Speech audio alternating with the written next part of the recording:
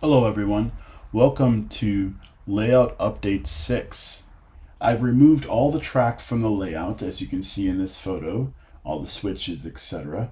I started cutting away the shelves as you can see in the right of the photograph.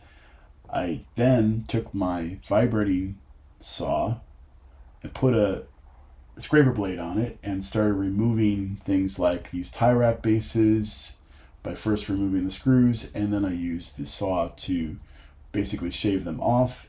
I did the same thing for the cork road bed. I originally glued it down, but the saw made quick work of removing it. I saw that Jason of JD Stucks saved his track road bed, so I thought I would do the same thing. He didn't glue his down, so next time when I actually rebuild the layout, I'm just going to tack it to the layout like he did so I can adjust it easily.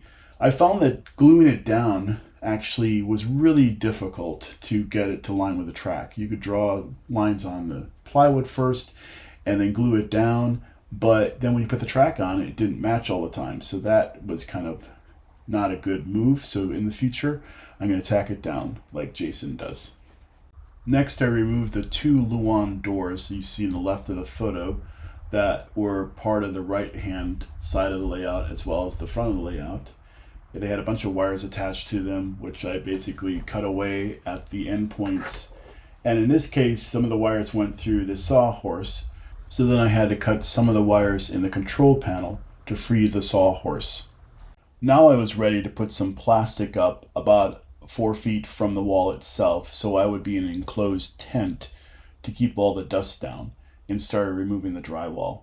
Once I got the drywall off of all of the wall on this side of the room, I applied the plastic to the studs themselves and then created a tent on the inside room in the laundry room where I repeated the process.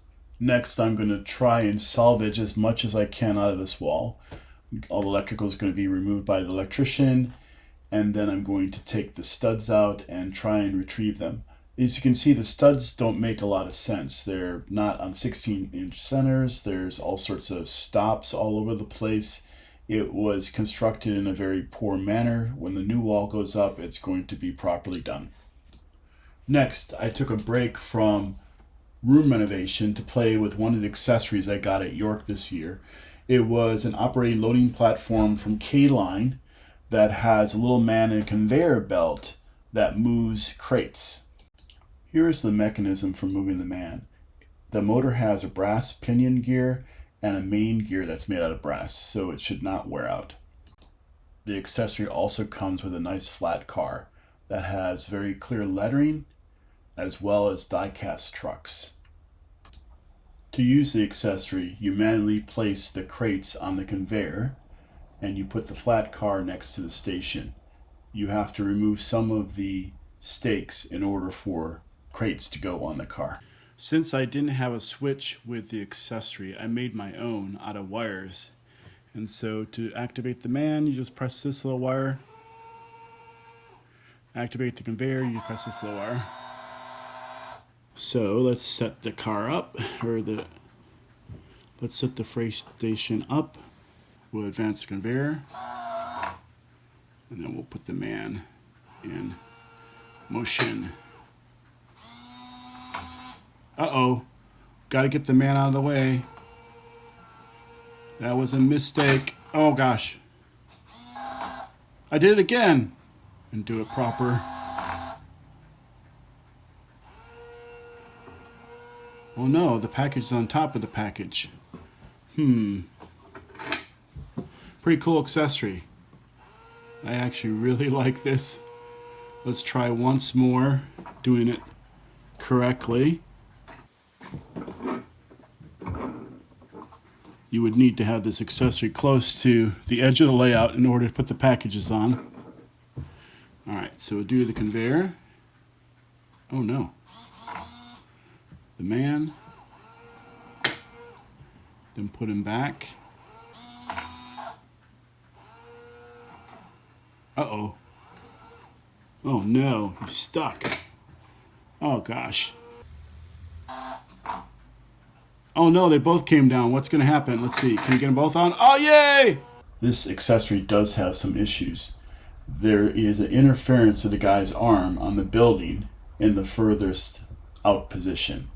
So what I did is I unscrewed the mechanism and advanced it one tooth, and this fixed that problem.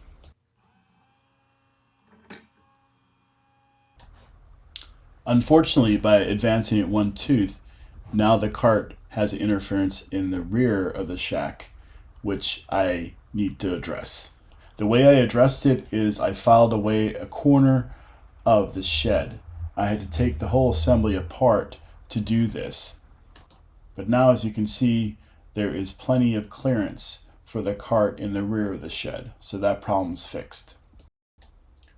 Next, I took on the challenge of fixing this jamming problem.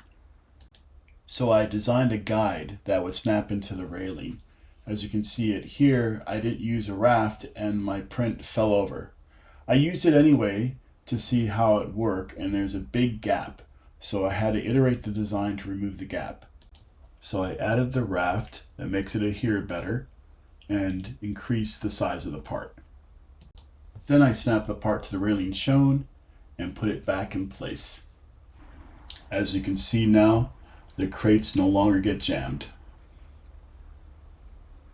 If you like my content, please subscribe and click the bell for notifications and tell others about the channel.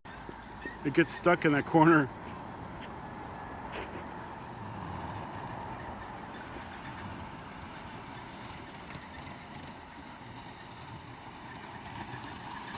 Sounds like it needs a little oil.